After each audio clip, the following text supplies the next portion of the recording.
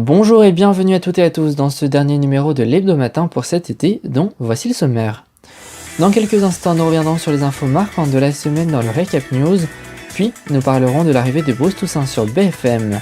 De plus, dans la carte blanche, je vous parlerai de la web-série Les Engagés qui nous emmène au cœur d'une association LGBT. Et enfin, nous terminerons l'émission comme chaque semaine durant cet été avec Nolan Di Rossa qui nous interprétera September. Mais avant, il est 10h47 et c'est l'heure du rappel des titres avec Théo Torné. Bonjour Théo. Bonjour à tous, c'est le rappel des titres, bienvenue. L'opération de relevage du TGV qui a déraillé à très faible vitesse, 27 km en gare de Saint-Charles à Marseille, a débuté hier en fin d'après-midi. Côté trafic, ça sera perturbé sur le TER et TGV Intercité Vigo, c'est normal depuis hier matin.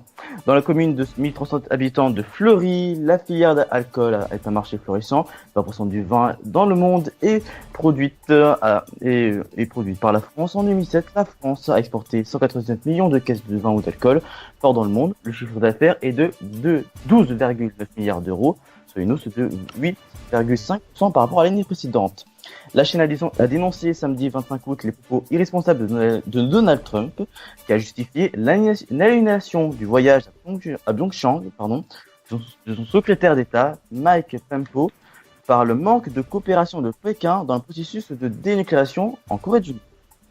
Voilà, c'est la fin de ce rappel des titres. L'hebdo-matin continue avec Romain. Bonne journée sur France Radio. Merci Théo. Et à présent, voyons ce qu'il s'est passé cette semaine dans l'actualité dans le Recap News avec Léandre Patron.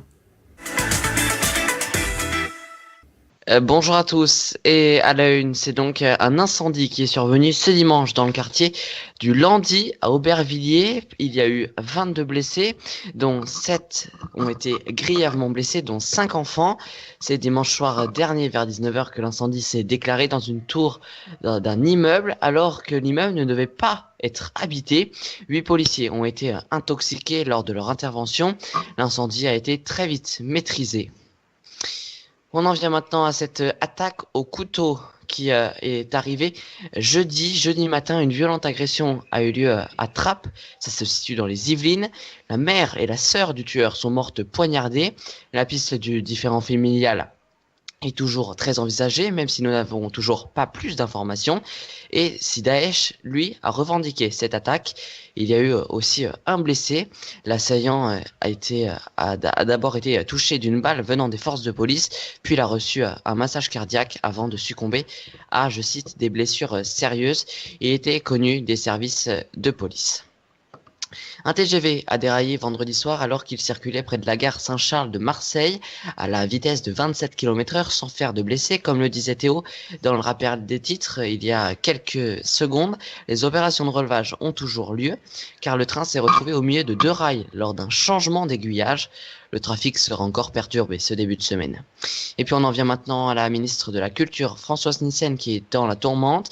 Elle est soupçonnée d'avoir fait des travaux importants sans avoir demandé des autorisations à un siège à Actes Sud, une maison d'édition dont elle était la propriétaire il y a encore quelques années. Une enquête préliminaire a été ouverte. Et il y avait aussi début juin un décret qui avait été publié par le Premier ministre, Édouard Philippe, qui a retiré l'accès à des prérogatives à la ministre concernant sa société dont elle était la patronne, une décision qui, si elle n'avait pas été prise, aurait pu se transformer en conflit d'intérêts. La ministre se tient à la disposition de la justice, d'après ses mots, affaire donc à suivre dans les prochaines semaines. Voilà donc pour le Recap News sur France News Radio. Le mercato touche aussi les chaînes info. En effet, après avoir officié sur France Info et France 5, Bruce Toussaint rejoint BFM. On en parle tout de suite dans l'info mercato.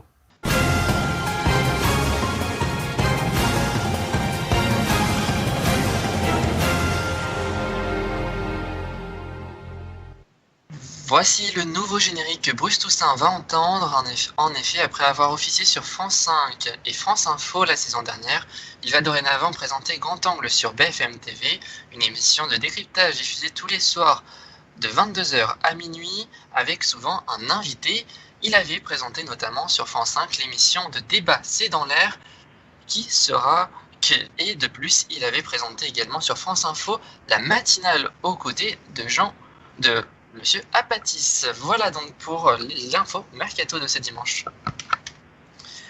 Et à présent, intéressons-nous à la série Les Engagés, une série qui nous immerge dans la vie d'une association LGBT, une série puissante et engagée dont je parle maintenant dans la carte blanche de cette semaine. Rien ne permet d'anticiper le point de rupture. Le jeune Hicham Alaoui, 22 ans, décide brusquement de s'enfuir de sa chambre d'ado, désertant sa famille qui ne soupçonne rien. Il se rend à Lyon à la rencontre du seul homosexuel qu'ils connaissent, Thibaut. Ce dernier a 28 ans, c'est un activiste qui milite pour les droits LGBT. La quête d'identité intime, politique et sexuelle d'Hicham trouve en Thibaut un référent. Hicham admire ses combats. Il est fasciné par son univers bouillonnant et engagé. Il envie la force et l'affirmation de soi que Thibaut dégage. Mais à mesure qu'il apprend à le connaître, Hicham en devine de plus en plus les failles et les contradictions. Cette force est un masque. Pour trouver qui il est, Hicham va devoir tracer sa propre route. Voici le speech de la première saison de la série Les Engagés, une série puissante et humaine dont ce premier volet est disponible depuis le printemps 2017 sur la chaîne YouTube de Studio 4, financée en partie par France Télévisions. Depuis, elle a reçu de nombreuses récompenses dans le monde entier grâce à ces 10 épisodes qui montent à chaque fois en intensité. Une saison 2 est en montage et va sortir à l'automne prochain. Mais avant d'en parler, voici la bande-annonce de la première saison. Protéger les jeunes de la décadence de la Gay Pride, c'est légitime. Plus personne nous entend, on se fait défoncer de partout. Il faut du neuf, les mecs.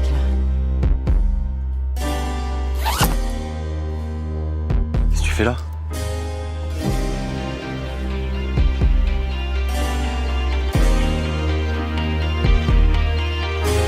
Toi aussi?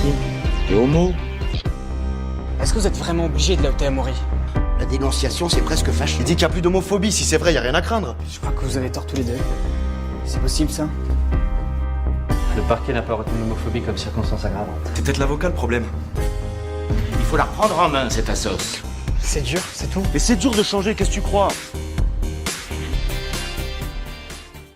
La nouvelle fournée d'épisodes reprend un mois après les précédents. Selon nos confrères de Tétu, elle devrait tourner autour de la marche de fierté lyonnaise, dont le mot d'ordre est transidentité.